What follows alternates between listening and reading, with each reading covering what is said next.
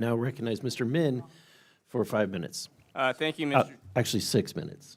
Thank you, Mr. Chair. I appreciate the opportunity to discuss this very important issue. I think we know that this is an important hearing. It touches on a number of very important issues, including the future health of our economy and how we can ensure high-paying jobs for Americans as technology continues to accelerate as we become an increasingly global economy.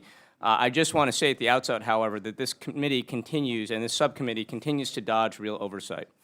We have let serious allegations of corruption, lawlessness, and blatant violations of the Constitution by members of this administration go completely unaddressed. My phone lines, like every other member I know, have been inundated every day for months with concerns around the activities of DOGE, ICE, impoundments, emoluments, and so much more. And these issues covered today, while important, are not issues that the public is demanding oversight on right now. In particular, this committee keeps stonewalling a legitimate investigation into Jeffrey Epstein, denying the survivors justice. Many of our committee members, despite having called for greater transparency in public, have appeared to be afraid to sign the Massa-Connie Epstein discharge petition.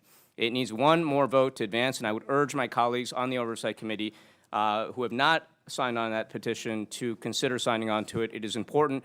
This is a central issue in the minds of many Americans right now. It's a dereliction of our constitutional duty to not investigate this. It is a matter of very, very clear importance, as we learned when we talked with the survivors the other day. But on this topic, I want to start with a discussion of trades and some of the things that are at issue here.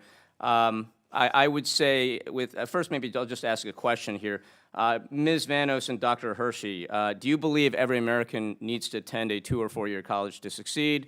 Or are there alternative pathways that might allow them to achieve high-paying jobs and pathways to the middle class? I'll start with Ms. Vanos.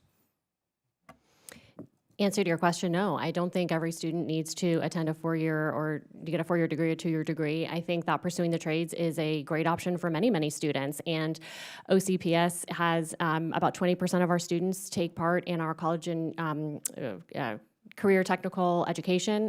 They can pursue industry certifications while they're also earning their high school diploma. So I think that's a great option for many of our students. We also have an apprenticeship program for post-secondary students where they take what they learned in high school and then they are able to work in many different industries, be able to get progressive, hourly increases as they're working and gaining more skills. So I think it is a very important part. And Dr. Hershey? No, absolutely not. We feel like there's multiple opportunities for kids to be successful in life, multiple avenues, which is why in our district we focus on making sure that every kid, we have 100% of our graduating seniors have a post-high school success plan to ensure that they have a pathway and they know where they're headed. I agree completely with what you've stated, and I would just note in our district in California, we have a number of different programs in our high schools. We've encouraged our community colleges to consider expanding here. There are going to be a lot of needs in the 21st century for people who work with their hands, whether it's installing solar panels, whether it is serving as sous chefs, whether it is repairing servers. There's a lot of work that we're going to need, and these can potentially be high-paying jobs. And the best part about a lot of these jobs is that they're AI resistant. No algorithm can install drywall or wire a breaker box. In California, the demand for skilled trades and labor is growing dramatically. As an example of this, the California Employment Development Corporation projects significant growth in the construction sector between the years 2022 and 2032.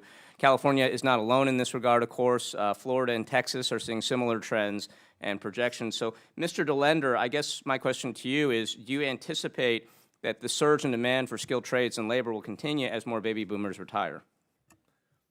Yes, absolutely. Yeah. Fantastic. So that, I guess, is why the Trump administration's April 23rd executive order preparing Americans for high-paying skilled trade jobs of the future troubles me. I think it's directionally right. It encourages more skilled trade and labor. It's trying to increase apprenticeship programs, but the cuts to Department of Labor staff and funding, the consolidation of programs that it contains, I am told by many of my trade unions is going to be very, very problematic for trying to achieve these goals. Mr. Dillender, I just want to follow up with you. What value do you think high school partnerships offer to students who aren't planning to attend college? Look, high schools are kind of one of the areas we really focus on, especially those schools that have those trade programs that still exist. We partner with them with either materials, even equipment, to make sure that the curriculum really is preparing them to come into the industry and be successful. And so from the high schools, it's a great opportunity. Frankly, we wish more had those type of trade programs in place, but that's where the apprentice, our program, comes in. If they don't have that type of background, regardless, they can still come in and we can still provide that apprenticeship for them and that career opportunity. Yeah, I think for a generation or two now, we've been telling students, young people, that they have to go to four-year college to have a chance at the middle class. And I think that's wrong. It's something that we need to invest in and make sure there are pathways to the middle class for folks who don't go to four-year college.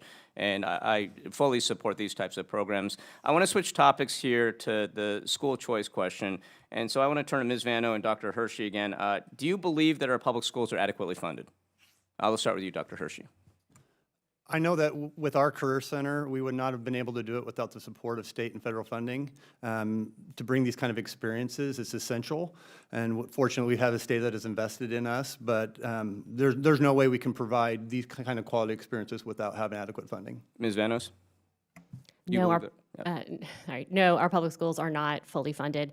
In Florida, our teachers are paid 50th in the state. When it comes to buying power of our district, we are about $1,374 behind where we were in 2007. We are struggling, and we need help.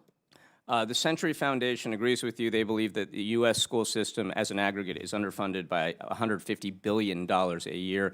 I will tell you in California, even though we have made dramatic strides in increasing funding, we're having a teacher problem right now. We're having trouble retaining and recruiting teachers. Class sizes are increasing. There are about 32 kids per classroom right now. And we know, and I'll just say as an editorial comment, when I was a law school professor at UC Irvine, we were next door to the education department. And I learned very clearly at that point in time that two variables that matter most for student outcomes, they're not about choice, they're about class size and teacher quality. Any policies we make that drain resources from our public schools and impact teacher quality and class size are going to be detrimental to the outcomes of students. But with that, I yield back.